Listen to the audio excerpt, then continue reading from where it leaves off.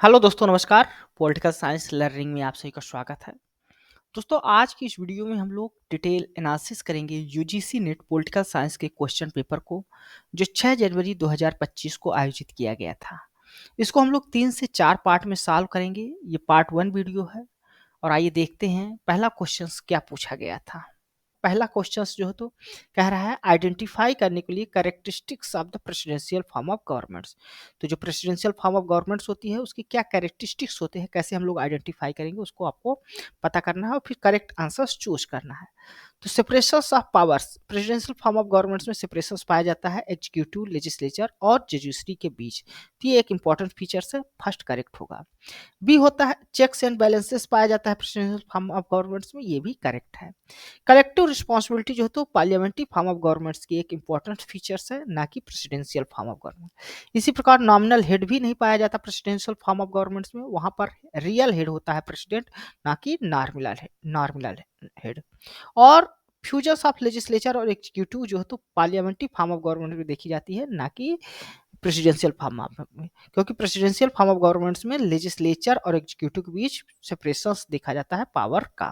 तो यहाँ पर आपका ए और बी ही जो है तो करेक्टरिस्टिक्स है प्रेसिडेंशियल फॉर्म ऑफ गवर्नेंस का। तो थर्ड ऑप्शन जो है यहाँ पर आपका वो करेक्ट होगा। ठीक, तो सेपरेशन ऑफ पावर दिखाई देता है, ये इंपॉर्टेंट फीचर्स होता है प्रेसिडेंशियल फॉर्म ऑफ गवर्नमेंट्स में। यहाँ पर एग्जीक्यूटिव, लेजिस्लेचर और जुडिशियल तीनों ब्रांचों के बीच जो तो पावर्स का सेपरेशन होता है, डिस्ट्रिक्ट पावर्स होती है, जो इंश्योर करता है कि कोई भी सिंगल ब्रांच जो है तो ओवरली जो है तो पावरफुल नहीं होगी, यानी कोई भी जो तो ब्रांच किसी दूसरे ब्रांच पर डोमिनेट नहीं करेगी। Second features checks and balances का पाया जाता है प्रेसिडेंशियल फॉर्म ऑफ गवर्नमेंट्स में।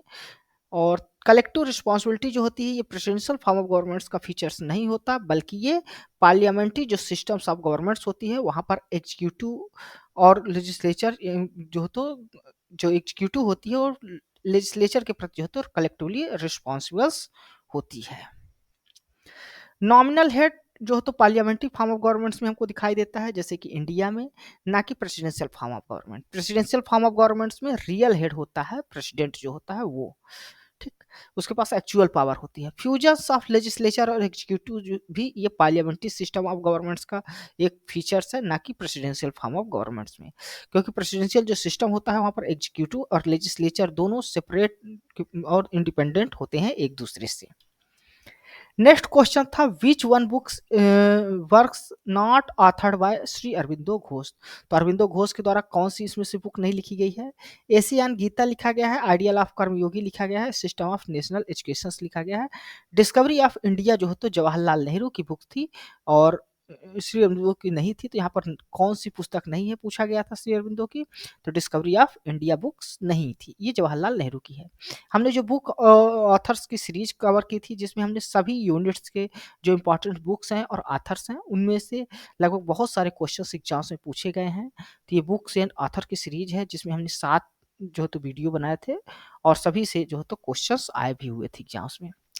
तो देख लेते हैं जो अरविंदो के द्वारा बुक्स लिखी गई हैं। वो लाइफ डिवाइन है जो 1939 में लिखते हैं, ह्यूमन साइकिल वो 1949 में लिखते हैं, आइडियल ऑफ ह्यूमन यूनिटी 1949 में, ऑन द वेदा उनकी पुस्तक है 1956 में, कलेक्टेड पोएम्स एंड प्लेज है जो 1942 में लिखते हैं।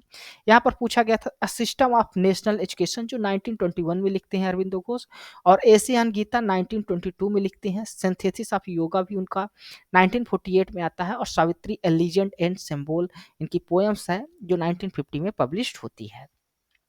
इसके अलावा जो क्वेश्चंस पूछा गया था आइडियल ऑफ कर्मयोगिनी, ये भी कलेक्शंस है आर्टिकल्स का, श्री अरविंदो के द्वारा जो आर्टिकल्स लिखे गए थे उनके वीकली न्यूज़पेपर कर्मयोगिनी में, और ये सभी आर्टिकल्स जो लिखे गए थे 1909 और 1910 के बीच लिखे गए थे। तो ये इन सबको कंपाइल करके एक बुक बनाया गया, जिस बुक में 10 आर्टिकल्स जो है तो श्री अरविंदो के द्वारा लिखे गए हैं और 2 आर्टिकल्स सिस्टर निवेदिता के द्वारा लिखी गई हैं, जो एडिटर के रूप में कार्य करती थी इस न्यूज़पेपर का फरवरी 2010 में। ठीक, तो ये वहाँ तो याद रखिएगा आइडियल ऑफ कर्मयोगिनी आर्टिकल्स का कलेक्शंस है। ठीक, और डिस्कवरी ऑफ इंडिया हमने पहले ही बताया, ये जवाहरलाल नेहरू के द्वारा लिखी गई पुस्तक थी। इसमें कॉम्प्रिहेंसिव जो है तो अकाउंट दिया गया है, एनालिसिस किया गया है इंडियन हिस्ट्री, कल्चर्स और फिलॉसफी का। नेक्स्ट क्वेश्चन था मैच कराना था लिस्ट वन को लिस्ट सेकंड से स्कॉलर्स और वर्क्स का। तो यहाँ फ्रेडरिक्स की जो पुस्तक लिखी जाती है वो इकोलॉजी ऑफ पब्लिक एडमिनिस्ट्रेशन लिखी जाती है। एचकोल ड्रॉर के द्वारा जो पुस्तक लिखी जाती है ये आपकी पब्लिक पॉलिसी मेकिंग रिक जामिस पुस्तक लिखी जाती है। पीटर ड्रकर जो है तो प्रैक्टिस ऑफ मैनेजमेंट बुक लिखते हैं। और कार्ल मार्क्स जो है तो the 18th Brumaire of the Louis Bonaparte पुस्तक लिखते हैं। तो इस प्रकार यहाँ पर जो करेक्ट आंसर्स होगा वो आपका ऑप्शन नंबर फर्स्ट जो है तो करेक्ट होगा। तो करेक्ट आंसर्स क्या हो गया? ऑप्शन नंबर फर्स्ट हो गया F W Riggs the ecology of public administration. एचकोल ड्रॉर जो है तो पब्लिक पॉलिसी मेकिंग रिक जामिस लिखते हैं। Peter Drucker practice of management लिखते हैं। कार्ल मार्क्स जो है तो the 18th Brumaire of Louis Bonaparte पुस्तक लिखते। तो ये सीरीज जो है यहाँ से काफी क्वेश्चंस आए हुए हैं। नेक्स्ट क्वेश्चन था आपका आइडेंटिफाई करना था करेक्ट स्टेटमेंट को रिगार्डिंग द इकोलॉजिज्म। तो इकोलॉजिज्म जो है पॉलिटिकल थ्योरी की एक आइडियोलॉजी, उसके बारे में कुछ स्टेटमेंट दिए हैं, आपको बताना है कौन से करेक्ट हैं। तो इकोलॉजी जो टर्म है ये फर्स्ट जो है तो अर्नेस्ट हैकल के द्वारा कॉइन किया गया था। और ये प्रीवियस ईयर्स क्वेश्चन है, पीवाईक्यू प्रीवियस ईयर्स में कई बार क्वेश्चंस आए हुए हैं। 2022 में भी इसी तरह सेम क्वेश्चंस आया हुआ था। तो ये करेक्ट आंसर होगा। It study the relationship between the living organism and their environment. Living organism और उनके इन्वायरमेंट्स के बीच ये स्टडी की जाती है इसमें, तो ये भी करेक्ट स्टेटमेंट है। It is market centric approach. तो मार्केट सेंट्रिक अप्रोच नहीं होता बल्कि इकोनॉमिक इन्वायरमेंट सेंट्रिक अप्रोच होता है। तो यहाँ पर सी स्टेटमेंट आपका इनकरेक्ट था। It believe humans are master of nature. तो ह्यूमंस को मास्टर्स नहीं बताता इकोलॉजिकल अप्रोच बल्कि नेचर्स को बताता है। तो ये भी यहाँ पर सी और डी आपके स्टेटमेंट इनकरेक्ट हो गए।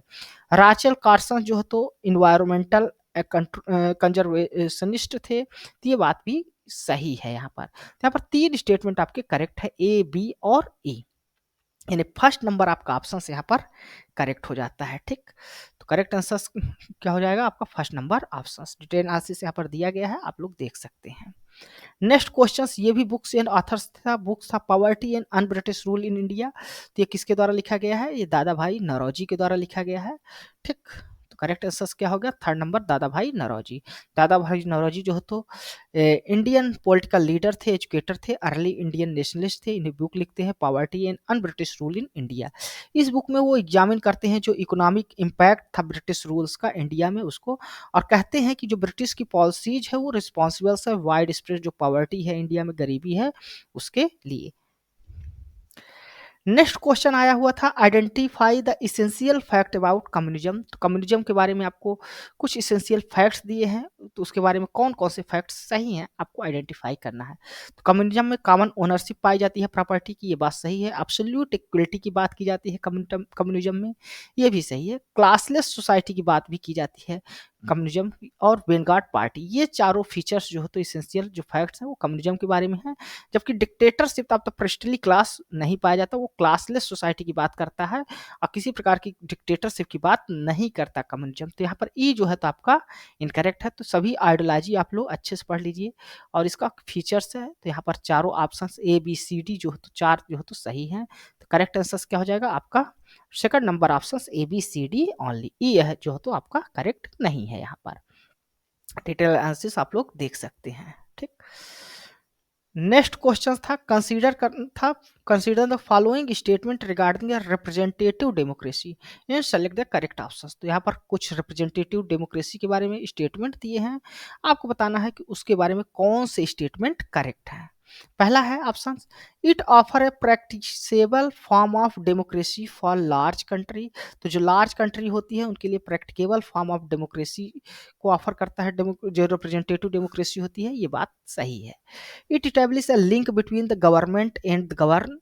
जो गवर्न होता है, जो गवर्नमेंट है, उसके बीच एक लिंक का कार्य करती है रिप्रेजेंटेटिव, जो रिप्रेजेंटेशन होता है, रिप्रेजेंटेटिव पर्सनालिटी होती है वो, तो ये बात भी सही है। सी है it obliterate the distinctions between government and people.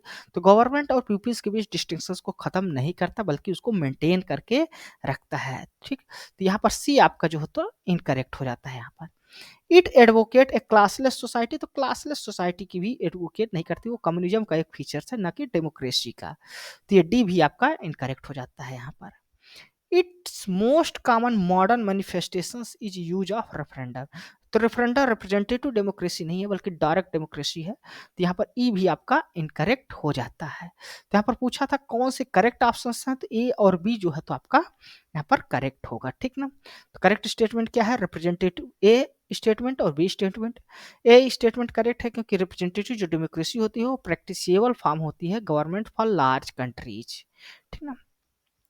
Second B statement भी करेक्ट है क्योंकि रिप्रेजेंटेटिव डेमोक्रेसी जो है तो लिंक इटेब्लिश करती है गवर्नमेंट और गवर्न के बीच थ्रू द इलेक्टेड रिप्रेजेंटेटिव के द्वारा, ठीक। रिप्रेजेंटेटिव डेमोक्रेसी डड नॉट ओबलरेट, ये ओबलरेट नहीं करती यानी खत्म नहीं करती जो डिस्टिंक्शंस होता है गवर्नमेंट और पीपल्स के बीच, बल्कि उसको मेंटेन करके रखती है जो क्लियर डिस्टिंक्शंस है between the roles of representative और सिटीजन का जो रोल्स है उसके बीच, ठीक। और ये क्लासलेस सोसाइटी की बात भी नहीं करती, ठीक ना। और ना ही ये कॉमन जो रेफरेंडम है उसकी भी बात नहीं करता, ठीक।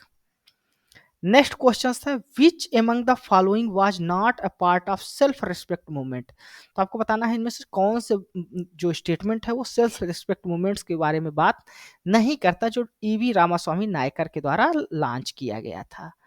तो ये ड्रॉपिंग करने की बात करता है discrimination of the caste from the name, तो जो कास्ट है उसको हटाने की बात करते हैं। तो ये बात सही है क्योंकि इसके आधार पर डिस्क्रिमिनेशन होता है, तो कास्ट डिस्क्रिमिनेशन को खत्म करने के लिए कहते हैं कि लोगों से अपील करते हैं कि अपने नाम के आगे जो कास्ट है उसको लगाना छोड़ दें। तो ये करेक्ट है।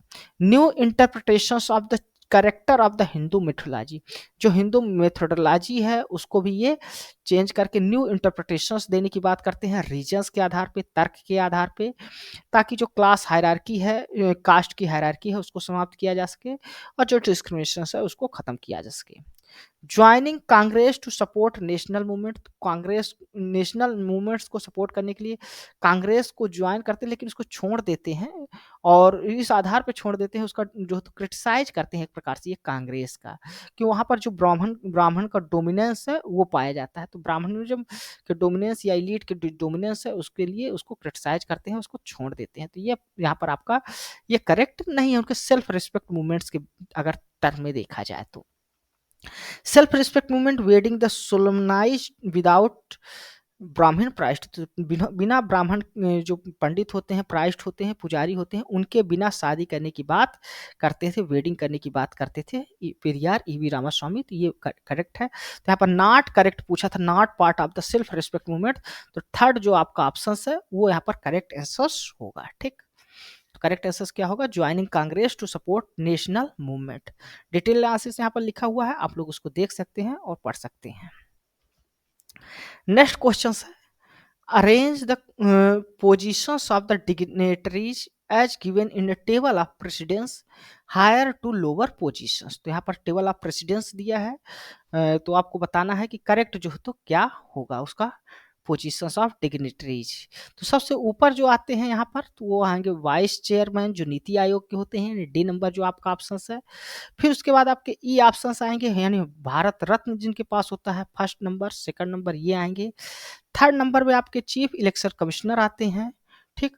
फोर्थ में आपके आएंगे डिप्टी चेयरमैन राज्यसभा और अटॉर्नी जनरल आपके फिफ्थ में आएंगे। तो इस प्रकार जो आपका करेक्ट आंसर होगा वो थर्ड नंबर आपका ऑप्शन यहाँ पर होगा, ठीक।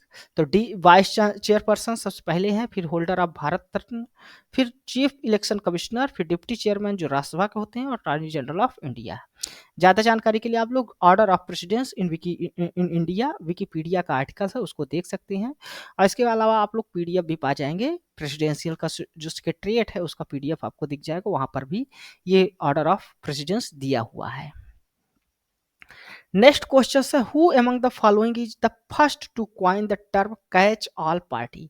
कैच ऑल पार्टी जो टर्म है इस किसके द्वारा दिया गया था, कॉइन किया गया था, तो ऑटो किर्चेन मायर के द्वारा दिया गया है, ये याद रखिएगा, ठीक। तो ऑटो किर्चेन मायर जो है तो फर्स्ट कॉइन करते हैं कैच ऑल पार्टी जो टर्म है उसको। नेक्स्ट क्वेश्चन है who asserted the bureaucracy as a exploitative class instrument. तो एक्सप्लॉयटेटिव क्लास इंस्ट्रूमेंट ब्यूरोक्रेसी को कौन बताता है, तो कार्ल मार्क्स बताते हैं। यहाँ पर सेकंड नंबर जो आपका ऑप्शन है वो यहाँ पर करेक्ट होगा, ठीक। नेक्स्ट क्वेश्चन था which of the following are not a variable of input output analysis of David Easton. तो इनपुट आउट ऑफ एनालिसिस जो करते हैं डेविड ईस्टन, तो उसमें कौन कौन से वेरिएबल नहीं पाए जाते हैं?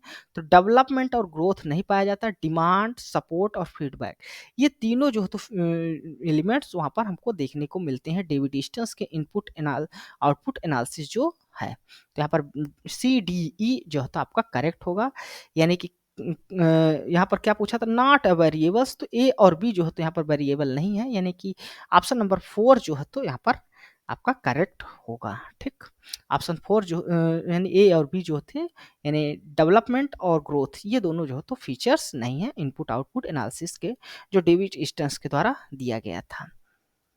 नेक्स्ट क्वेश्चन था arrange the following constitutional amendment are provisions as per their inclusion in the chronological order. तो यहाँ पर कुछ कॉन्स्टिट्यूशनल अमेंडमेंट दिए हैं या प्रोविजंस दिए हैं, ये किस ऑर्डर्स में हुए हैं यानी किस ईयर्स में हुए, उसके आधार पे आपको क्रोनोलॉजिकल ऑर्डर में अरेंज करना है। तो special provision with respect to Delhi, ये आपका 1991 में आता है। ठीक ना, 67th अमेंडमेंट एक्ट के द्वारा देखेंगे आगे। प्रमोशन ऑफ कोऑपरेटिव जो सोसाइटी है, ये 2011 में अमेंडमेंट होता है। प्रीवी पर्स को एबॉलिश किया जाता है 1971 में। वुमेन्स को लेजिस्लेचर में रिप्रेजेंटेशन देने की जो बात की जाती है, 2023 में एक्ट आता है 106 कॉन्स्टिट्यूशनल अमेंडमेंट के द्वारा। Total number of ministers in council of ministers shall not exceed 15% of the strength of Lok Sabha and legislative assembly, ये 2003 में ये एक्ट पास किया जाता है। तो चलिए देखते हैं डिटेल में एनालिसिस। तो सबसे पहले प्रीवी पर्स जो है तो एबोलिश कब होता है? 26th अमेंडमेंट एक्ट के द्वारा 1971 में। Special provision with respect to Delhi की बात की जाती है, 69th अमेंडमेंट एक्ट आता है 1991 में, जिसमें यूनियन टेरिटरी ऑफ दिल्ली को स्पेशल जो है तो प्रोविजंस में रखा जाता है, जो है तो स्पेशल प्रोविजंस किए जाते हैं national capital territory of Delhi के लिए। टोटल नंबर ऑफ मिनिस्टर अगर काउंसिल ऑफ मिनिस्टर्स में देखे जाए 15% से ज़्यादा नहीं होना चाहिए, ये जो प्रोविजंस आया है ये 91st अमेंडमेंट एक्ट 2003 के द्वारा आया है। और प्रमोशन ऑफ कोऑपरेटिव सोसाइटी जो जोड़ा गया है 97th अमेंडमेंट एक्ट के द्वारा 2011 में ऐड किया गया है इंडियन कॉन्स्टिट्यूशन में। और वुमेन्स को लेजिस्लेचर में अगर रिप्रेजेंटेशंस की बात किया जाए तो ये 106 अमेंडमेंट एक्ट 2023 के द्वारा दिया गया था। अगर महिलाओं का पंचायत में रिजर्वेशंस की बात की जाए तो ये 73rd और 74th जो कॉन्स्टिट्यूशनल अमेंडमेंट हुए थे उसके द्वारा दिया गया था। नेक्स्ट क्वेश्चन आपका था इंडियन कॉन्स्टिट्यूशन से ही था, यानी इंडियन पॉलिटी से था। 52nd constitutional amendment act which provide the for the disqualification of the member of parliament and state legislature on the grounds of defections from one party political party to another was enacted. तो 52nd constitutional amendment जो आया था ये कब आया था? 1985 में जो है तो आया था। ठीक, तो 1975 में ये एक्ट बन के आया था 52nd अमेंडमेंट एक्ट, जिसमें एंटी डिफेक्शंस लॉ के रूप में भी इसको जाना जाता है। इंडियन कॉन्स्टिट्यूशन के 10th शेड्यूल्स में इसको ऐड किया गया था। ठीक,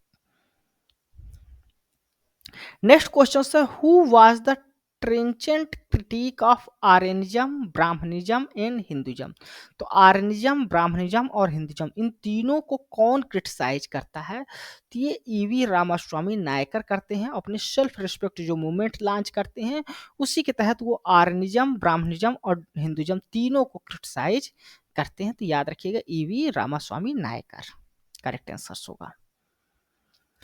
नेक्स्ट क्वेश्चन था यहाँ पर आपको सार्क के सेक्रेटरी जनरल्स दिए हुए थे और इधर आपको उनके टेन्योर्स को दिया हुआ था, आपको इनको करेक्टली मैच कराना था। तो यहाँ पर आपका जो करेक्ट आंसर होगा वो ऑप्शन नंबर 4 होगा। ठीक, यानी कि अब्दुल हसन जो हैं वो आपके जनवरी 16 1987 से लेके अक्टूबर 15 1989 तक पद में रहते हैं, टेन्योर रहता है उनका।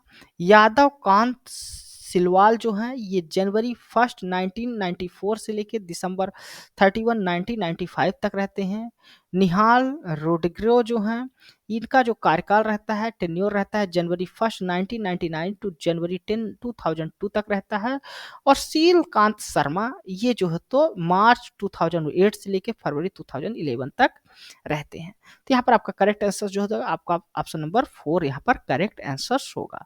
सार्क के बारे में डिटेल वीडियो है, अगर देखना चाहते हैं तो यहाँ पर देख सकते हैं। यहाँ पर सार्क ईयर्स के बारे में है, जो डिजिग्नेटेड ईयर्स थे, सार्क डिकेड, जितने भी सेक्रेटरी जनरल हैं और सार्क से इंपॉर्टेंट जितने भी फैक्ट्स हैं वो सभी को इंक्लूड किया गया है इस वीडियो में। तो इस वीडियो में ये सभी चीज़ें कवर थी, सेक्रेटरी जनरल्स जो सार्क थे उसको भी। ठीक, तो यहाँ पर करेक्ट आंसर आपका हो जाता है ऑप्शन नंबर 4। ठीक, सभी का टेन्योर और आपको डिटेल अगर देखना है तो आप लोग विजिट कर सकते हैं, जो विकिपीडिया है सार्क सेक्रेटरी जनरल वहाँ पर सभी दिए हुए हैं।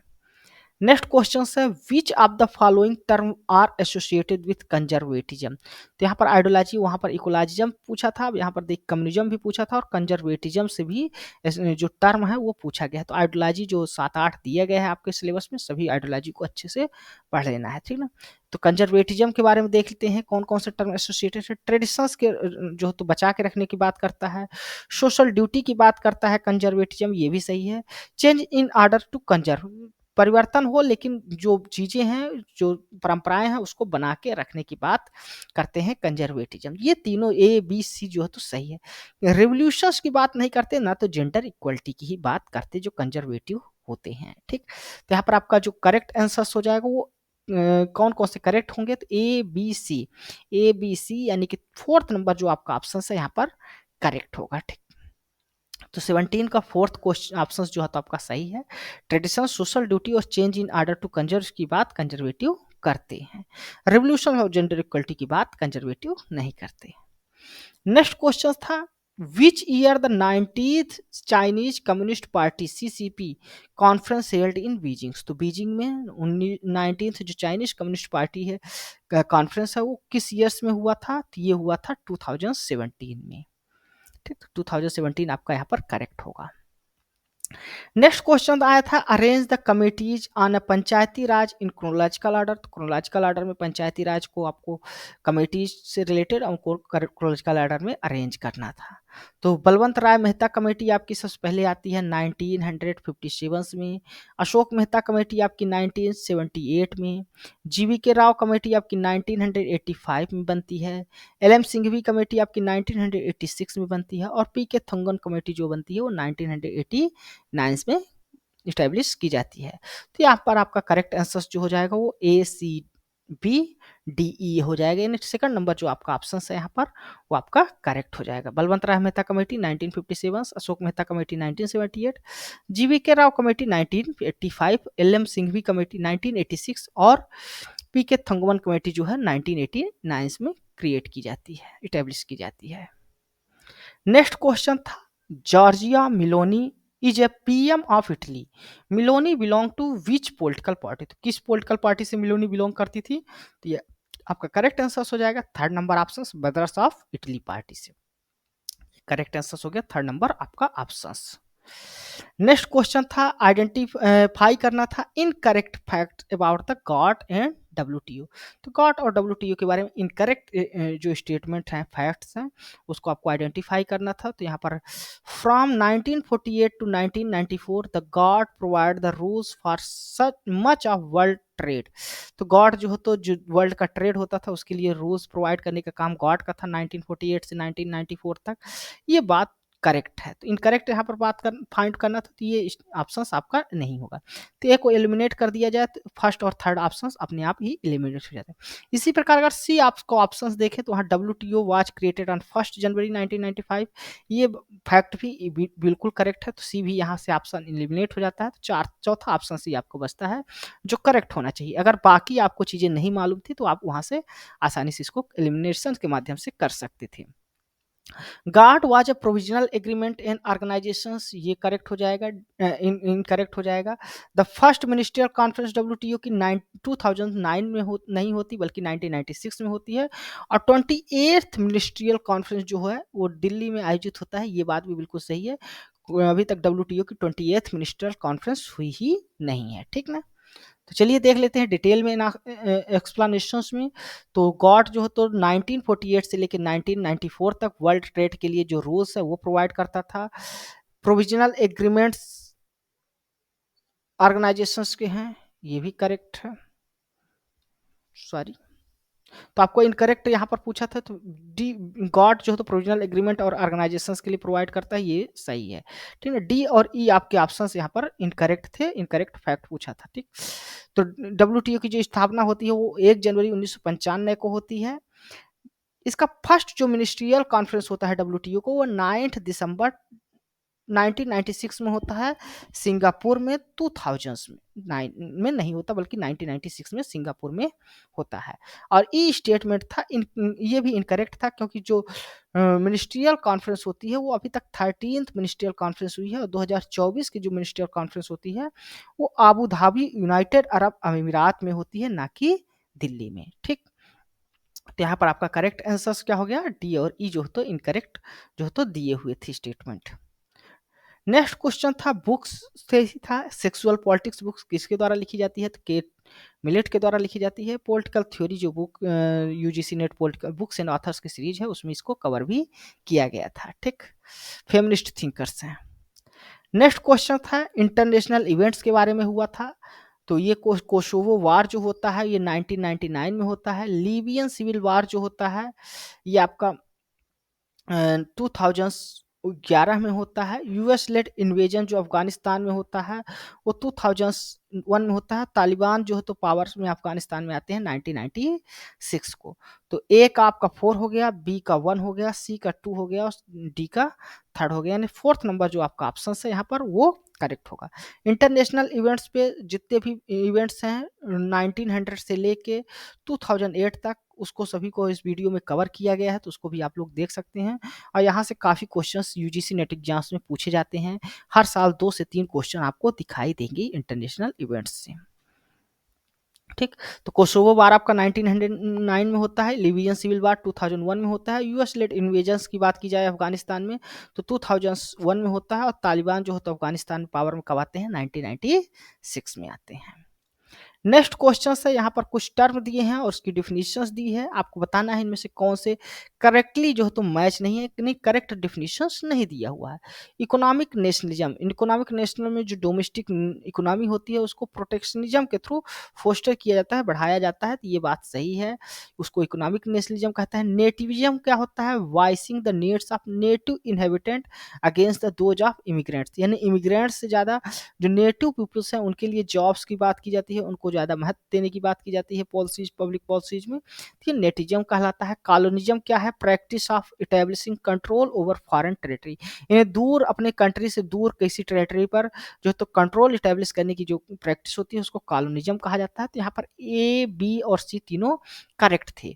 जोनोफोबिया और यूनिवर्सलिज्म ये दोनों जो तो टर्म करेक्टली डिफाइन नहीं थे। ठीक, यूनिवर्सलिज्म में सभी को इक्वल की बात की जाती है, और जेनोफोबिया में जो है तो अदर्स जो कंट्रीज के पीपल्स हैं, कल्चर्स के पीपल्स हैं, रिलीजन के पीपल्स हैं, उनके प्रति घृणा की बात होती है, उनसे फियर्स की बात होती है। तो ये डी और ई जो होते हैं यहाँ पर आपका जो तो करेक्ट नहीं है। तो यहाँ पर आपका आंसर क्या हो जाएगा, 4th नंबर आपका ऑप्शन यहाँ पर करेक्ट है, जो करेक्टली मैच नहीं है।